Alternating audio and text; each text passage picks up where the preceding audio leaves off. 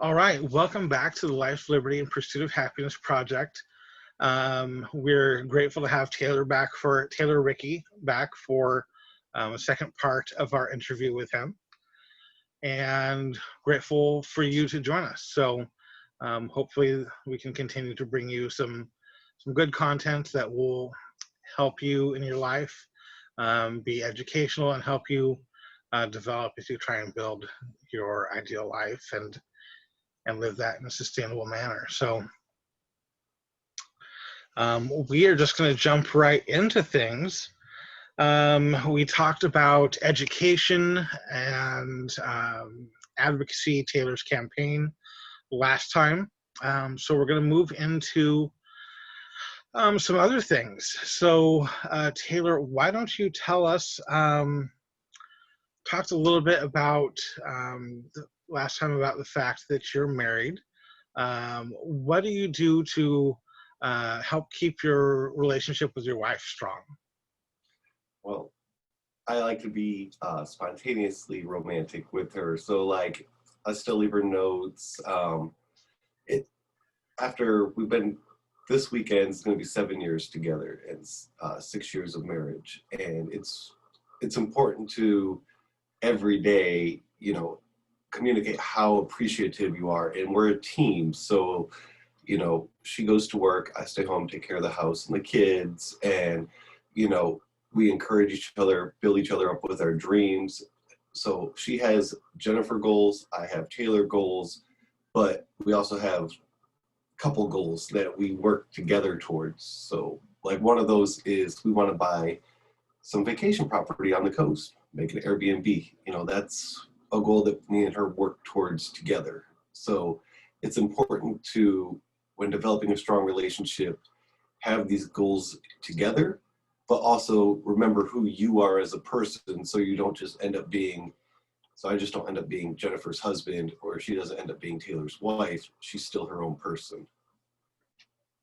Yeah, those are really important points. I think it's good that you have individual goals and then family goals together.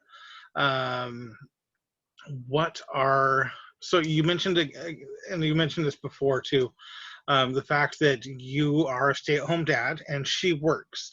That's not conventional. The norm is either both parents work, or usually it's the husband who's out in the workforce. So how did you guys decide that was going to be how you did things? Oh, it wasn't something that was like, I would never ask her to step away from her job. She's a nurse, she loves what she does. But so, it's not like I came into the relationship and said, all right, I'm going to take care of you now. Like I said, it was a partnership. And she said, look, I make this much money. If you went and got a job making this much an hour, you would have to work this much. It's just, the numbers didn't add up. So it was a financial decision. And then when our son was born, it just made more sense to, instead of me working and just paying for childcare, and bringing home a little bit, to raise my child and raise Jace the way I wanted him to be raised. Jennifer and I do have an unconventional marriage in the sense that she is 18 years older than me. And I have 3 adult stepdaughters from our marriage. And it's not conventional, but it works. And so I would just say, do what makes you happy. I'm extremely happy with Jennifer and my girls, and my family as a whole is amazing, and I wouldn't change it for the world. But if I listened to the conventional norms, I wouldn't be as happy as I am today. So just follow your dreams. Yeah, no, I absolutely agree.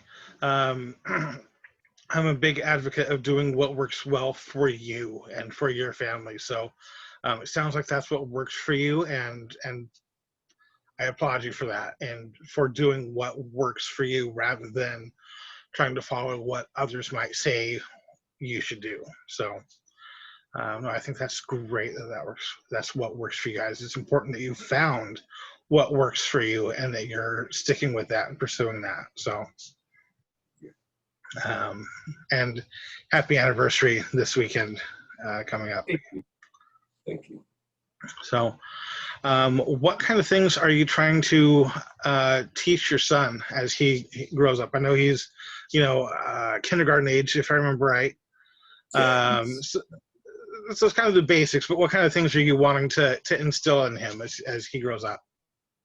the main thing is I want to teach him how to be a gentleman, how to respect people and people's things. I want him to grow up and, not, and to know he earned things and not just hand him things. I instill in him at a very young age, that nothing in life is easy and things are hard.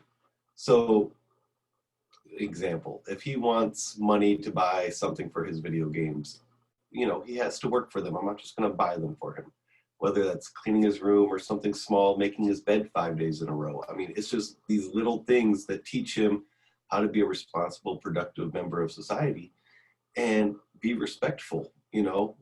That's the biggest thing is, we're in charge of our children. I mean, they need to learn from their parents on how to become good citizens in the future, and then they can pass that on to their kids. So I mean, it starts at the home. So that's what I try to instill in him. I think that's great. Personal responsibility is and a work ethic are, I think, two of the most important things that we can teach our kids. Let's see. So, what kind of goals do you have as a person for your own personal growth? Well, right now my goal is to get a seat in the state Senate. I'm really interested in politics, and I feel like I have a lot of great ideas that, given the chance, could help a lot of people. But even if it wasn't politics, my goal is to just be the best person that I can be. I like to help people. That's my weakness. In fact, sometimes I'm too nice, but I think the main thing is I like to just be the best me possible. And I work towards that every day. I don't like to get complacent. I'm very competitive. So I like to compete against myself to become better. And these are the things that I like to do. But in broad terms, that's it in broad terms. But specifically, I just want to be happy. And, I know what will make me happy and I work towards it. Okay. So what areas are you trying to improve yourself in? Right now, I'm trying to improve myself mentally. I have battled with depression in the past, but that's something that I feel a lot of people go through. There's a lot of low life points in everybody's lives, and it's how we adapt and overcome to them that speaks to our character. You can either sit back and continue to feel sorry for yourself, or you can, start digging yourself out, ask for help. I mean, I had to get on medication. I had a great support system.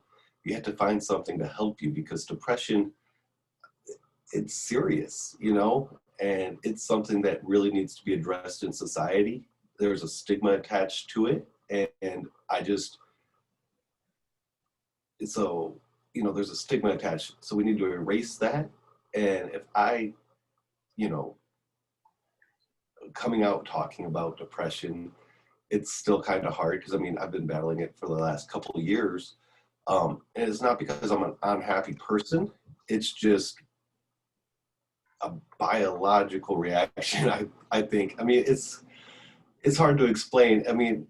People think just because you're depressed, you're sad all the time, but it wasn't just sadness, But it's something that I've been working on and I've gotten a lot better at. I'm at a place right now where I'm not on medication. I can, be happy.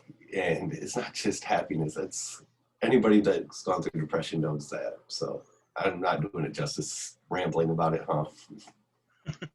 No, you're fine. You're fine. I really appreciate you sharing that. that takes some honesty and vulnerability to open up and share that, because you're right. Unfortunately, there is a stigma in society about mental health in general, but specifically even about depression. Statistically, it's Actually, something that so many people experience. I think statistically, um, somewhere between a quarter and a fifth, or a fifth and a quarter of people in the U.S. struggle with mental health issues, and it's a lot more widespread, a lot more common than people think, and yet we have this stigma where we don't want to talk about it, we don't want to address it. For some reason, it's something that we very much keep separate from physical health issues. yeah. And especially being a male, there's the, oh, if you go to the doctor or you're asking for help, you're not manly enough. But I mean, I don't know where I would be today if I didn't ask for help. You know what I mean?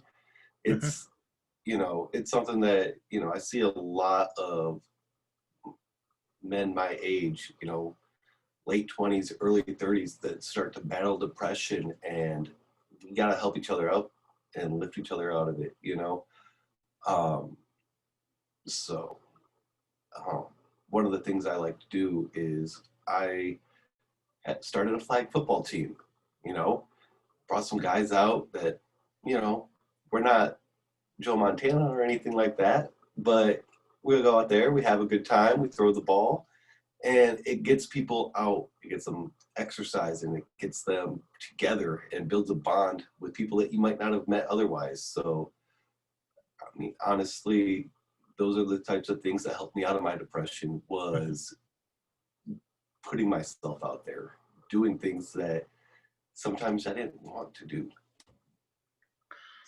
Yeah, no, that's great. Thank you. I appreciate you sharing that with us. It's important to be able to find those things. There's nothing wrong with medicating when that's what you need to do, but there are other ways sometimes to handle things.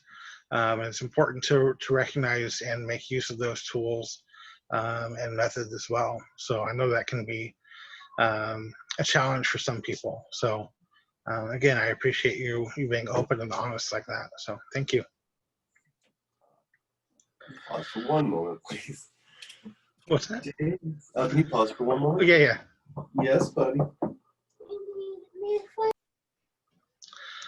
All right. So I just lost my train of thought. So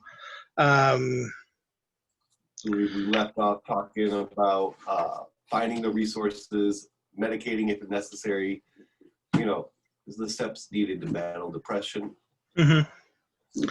Yeah, and I think for some people, part of that struggle, and I don't know if it's because of the stigma that comes with it, but I know sometimes, and I'm not saying at all that this is your situation at all, but unfortunately, sometimes people refuse to accept that help that people might offer them. I've seen that in my life where people have experienced depression, and people try to offer help, and they just aren't willing to accept that and do anything about it. Yeah.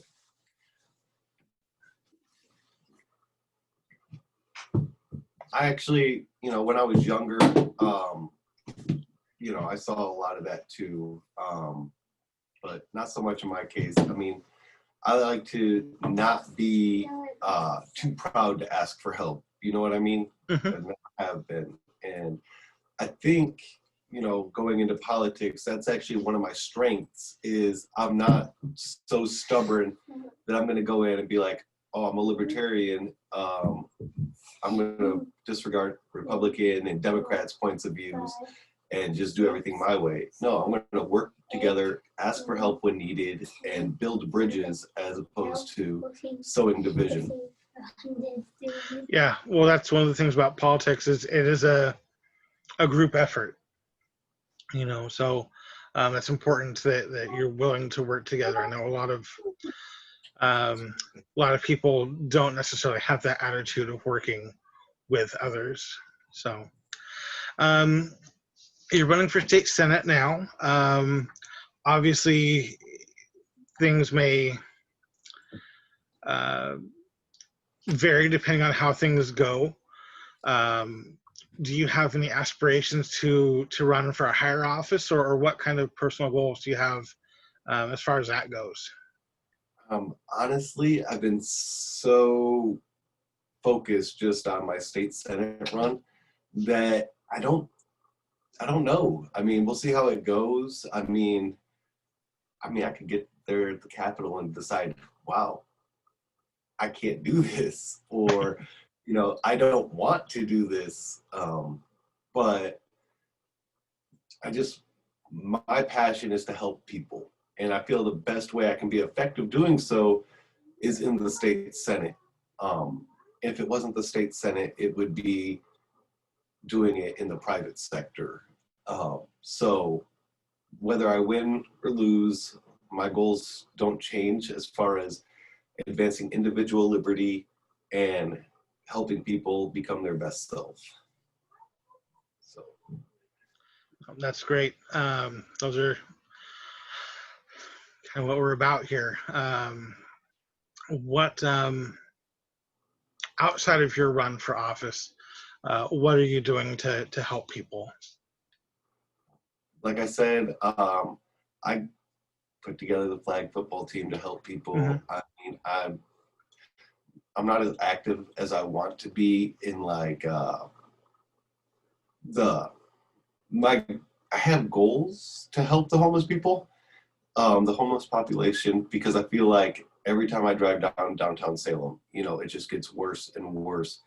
And leaders aren't doing anything for it, but there needs to be something. And, giving out my money only goes so far. There needs to be, real change. So, I mean, as of now, it's just in a planning stage to do something like during the wildfires, going out and giving my spare masks. My wife works in the hospital, so she brings home these extra masks.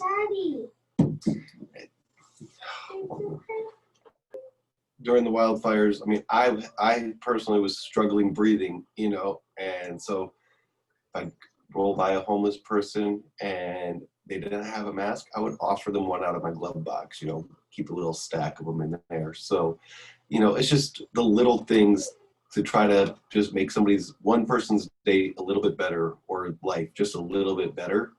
I mean, nothing huge and as grand as running for office, but just little things go a long way, I believe. Absolutely. Little things can make a huge difference for people. And lots of little things add up to big things. So that's great. Let's see, how do you feel about where we're at as a society right now? Well, that's a tough one, because I don't want to believe what I see on the news and what I see on TV and hear on the radio, because when I'm in my community, I don't see that. I don't see the hatred. I'm sure it's there. I mean, it's 2020, and the United States is so divided between left and right that but I don't see it. When I look at people at the store, whether they're wearing their Make America Great Again hat, or they got their Bernie Sanders bumper sticker, I don't see crowds of people swarming them. I don't see angry mobs. I mean, even in Portland, I think it was only 7 city blocks of the whole town. So I mean, I want to believe that the state of society is more good than bad, but we put a magnifying glass on the bad things, making it appear worse than it is. So, yeah, no, I mean, that's a good point. You're right. I think the protests in Portland, yes, they went on longer than I think maybe anywhere else in the nation. I'm honestly not sure if they're still going on or if the wildfires kind of put a stop to it, but I know they went on for over 100 nights consecutively.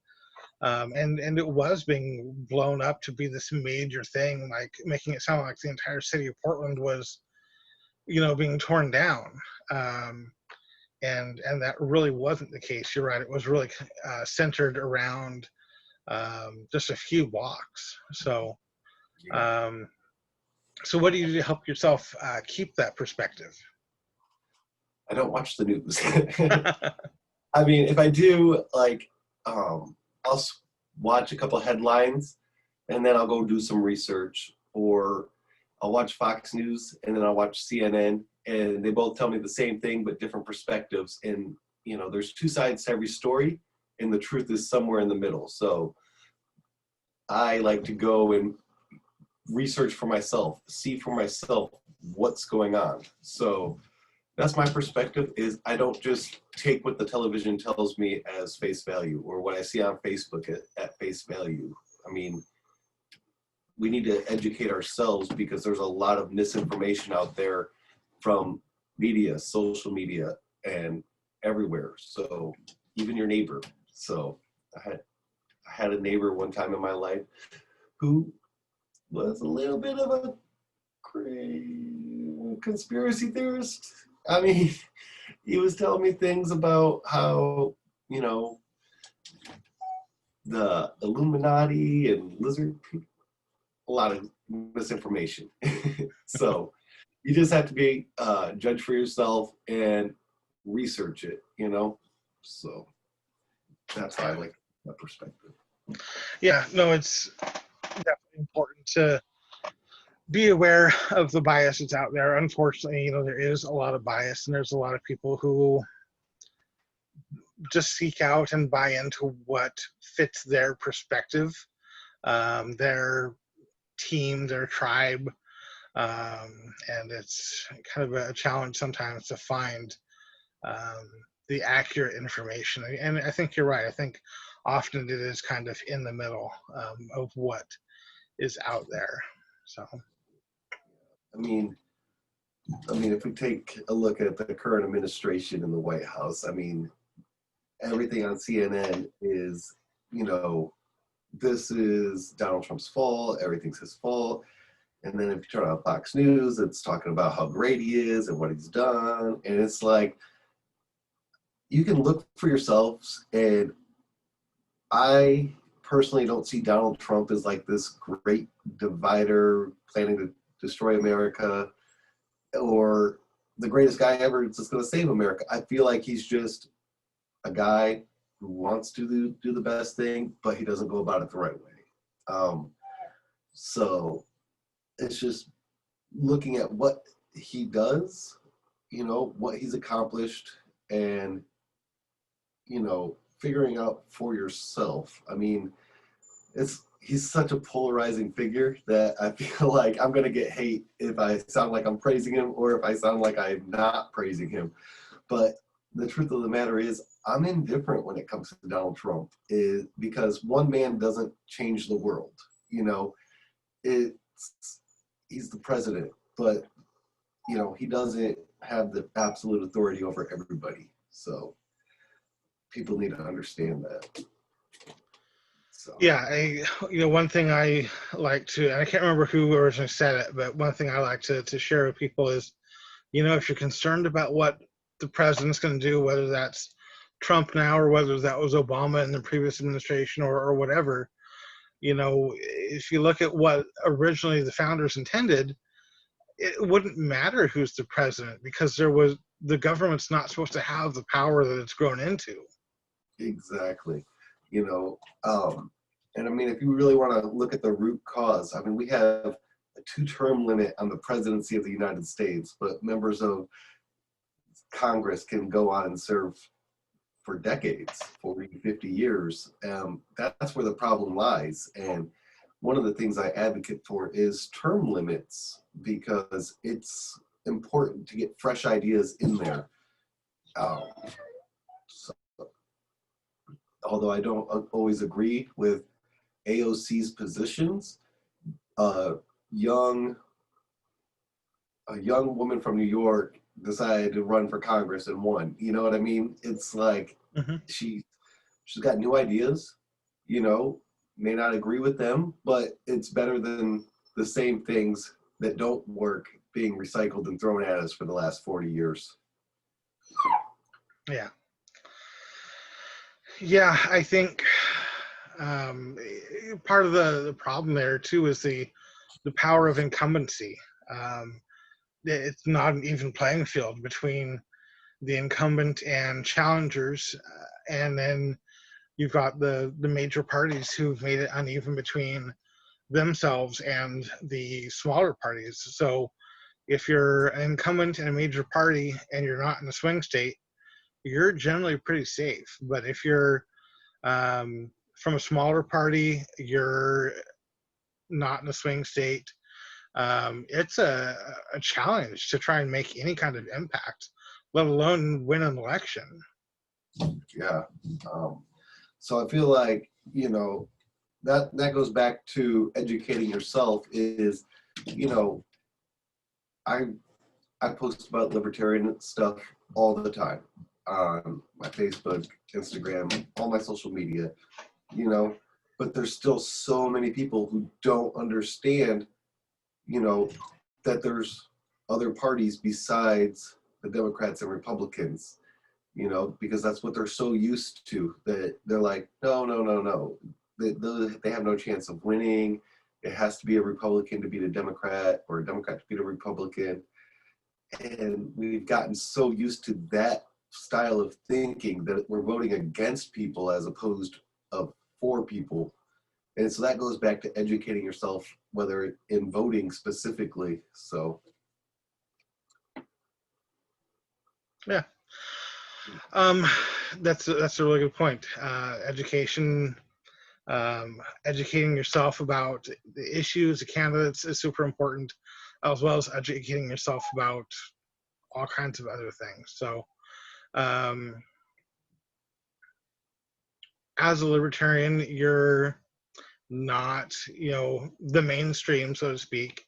Libertarianism is a minority party. Average in the state of Oregon for and this is an average, of course, but you know, a three-way race maybe, or a four-way race. Usually, you've got a libertarian that's going to get 3-4% of the vote. You know, it's not much. So, how do you handle? No, let's not ask that. Let's go. How do you see libertarians as well as other smaller parties? What do you see being ways that they can grow and have more of an opportunity? well, the main thing that smaller parties can do, whether it's the Libertarians, Greens, Constitutional Party, anything, is connect with the people that have given up. You know, there's a lot of people that have left the two major political parties or refuse to vote because they have nothing to believe in. Connect with them. I think in the last general election, something like my statistic right. I think it was 60% of voting eligible Americans did not vote. You know, or maybe it was 40. I can't recall if it was 60 or 40, but let's say half. Well, if they would have voted for Gary Johnson or Jill Stein, you know, we could have had a completely different election. But they're told your vote doesn't count. As a smaller party, we have to assure them that their voices count. Their vote matters, you know. So we got to connect with them. You know, I was going through this District 10 voters registered voter log, right? It's a huge list, right? And so I was looking through it, and there was a lot of inactive people that hadn't voted in the last few elections. You know, those are the people that are on the top of my list to target. Those are the people that are at the top of my list to hey, my name's Taylor Rickey, I'm running for state senate, introduce myself. And if they give them an idea of where I stand on the policies, and if they don't like that, then that's fine. But connect with those people, because those are how we're going to win back America from. 1 second, please. But targeting the population that's given up on the process and reminding them that they need to be heard. They deserve to be heard. That's how we win. We're not going to sway the diehard Republicans, and we're not going to sway the diehard Democrats, but the middle, that's where the left and the right are losing the middle when they pull further and further. So we gotta be more accepting as political parties as well when they do come. I know libertarians specifically, there's a lot of infighting in the Libertarian Party about who's a real libertarian and who's not a real libertarian. But I came from the Republican side. I was a Republican, and so I feel, certain ways about certain issues. Where I've known some libertarians that have come from the Democrat side, and they feel a certain way about certain issues. But at the end of the day, we're all looking for something better. We're looking for something that is, that benefits the smallest minority, which is the individual. So accept each other when your party grows. I mean, we got to stop with the infighting, and we need to, come together. I mean, we can do it. I know we can. I can. I don't know if you're familiar with everything that happened with the lawsuit and all that happened with the Libertarian Party here. Yeah, a little bit. Yeah, but that's the kind of things that it's like, we don't need that right now. We need, it turns people off to the party when we can't get our affairs in order. So we just need to, accept new members that come in. And if they're not 100% libertarian, that's okay. Like the thought of, there's some libertarians who want to sell methamphetamine at Costco. You know what I mean?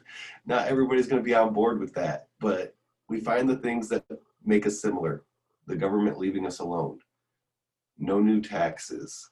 We find these things that we find common and then grow from there. So I just say, if you're a smaller party and you want to combat the two major political parties in America, reach out to the people that don't vote. Be more accepting of the people coming into your party. And that's how you win an election. Mm-hmm. Yeah.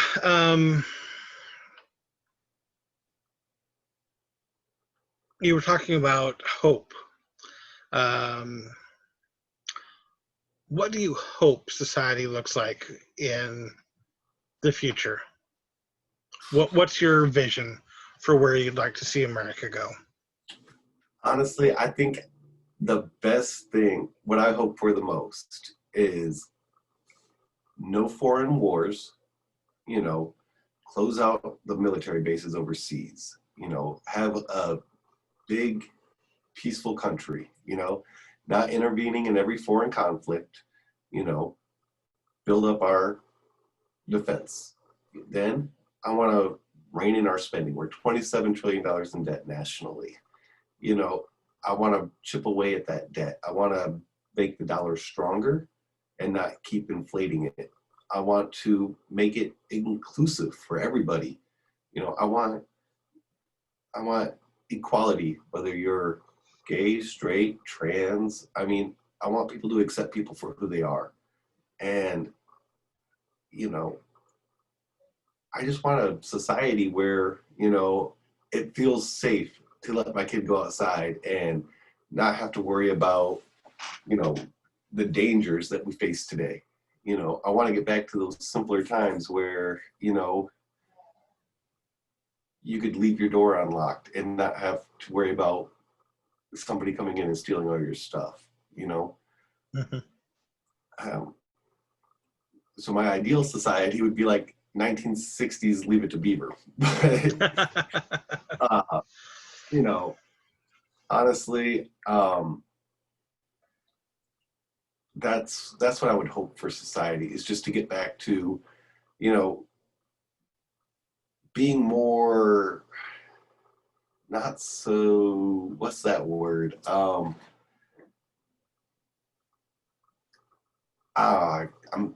losing the word right now, but it's like where degenerate. No, not degenerate. No. Sorry, I'm drawing a blank here, Garrett. That's okay. But no, I just hope for a society where if you get pulled over by the police officers, you don't have to worry if you're going to get shot. Where you can walk outside and you know your neighbors. You know, where you're accepting of the people that you know have less than you. You look at the homeless person on the street and you don't automatically think the worst, like they're a drug addict or something like that. You know, I would hope for all of America to have more compassion for their fellow man. Is compassion, a lot of people, when they think of libertarianism, they look at the Ayn Rand model of libertarianism, which is very, very self-centered, very transactional. If you can't do something for me, then you're not worth my time. I'm not going to do anything for you. At least that's how people tend to view it. So how do you see compassion being a part of libertarianism, and how do those work together in your opinion? Well, so in my opinion, the Libertarian Party has a big umbrella underneath of it, right?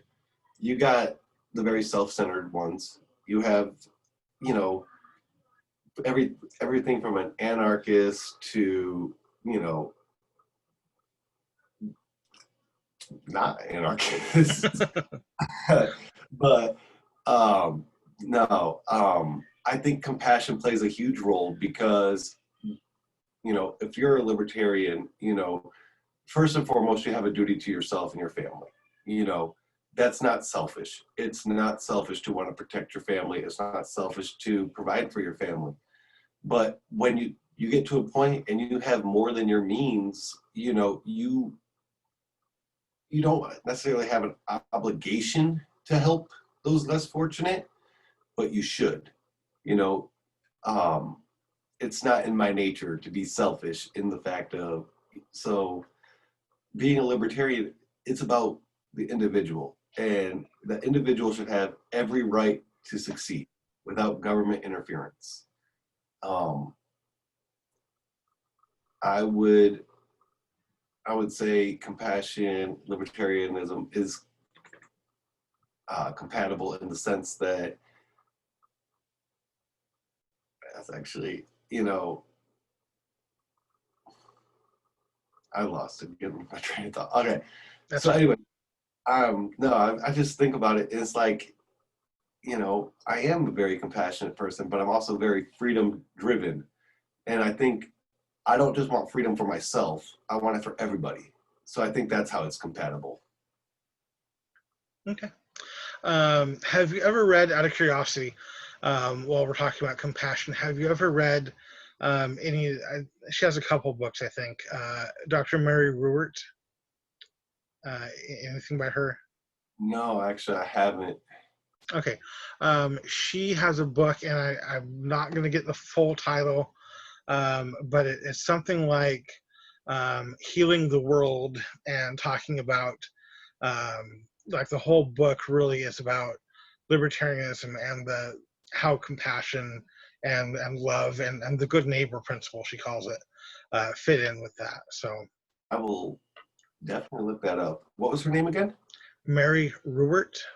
Ruwart. All right. I'll add that to my library. Thank you. Yeah, no problem. Um, let's see. So,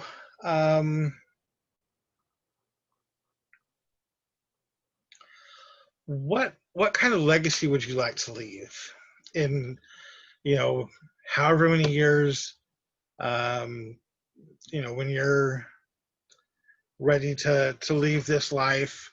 What do you want your legacy to be? Like, if people are talking about you at your funeral, or reminiscing, what do you want that legacy to be? That's simple.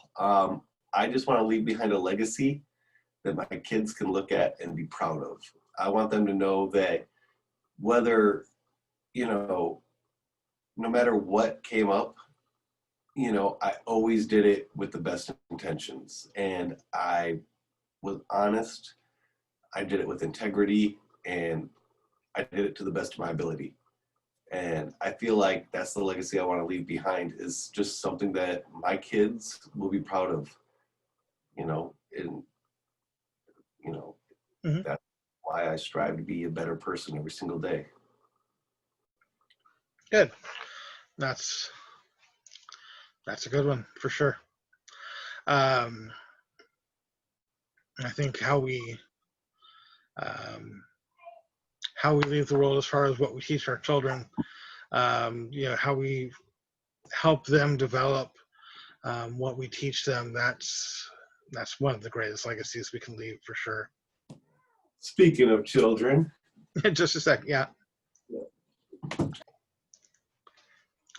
All right. Well, Taylor, I think we've gone actually longer than I intended today. So I appreciate your time, and appreciate talking with you. It's always good to have a chat, and I really appreciate you being the first guest, part one and part two, but the first guest on our podcast and YouTube video series of interviews. So why don't you go ahead and share, you've got your website, and share any other social media or anything for your campaign, or anything you'd like to share.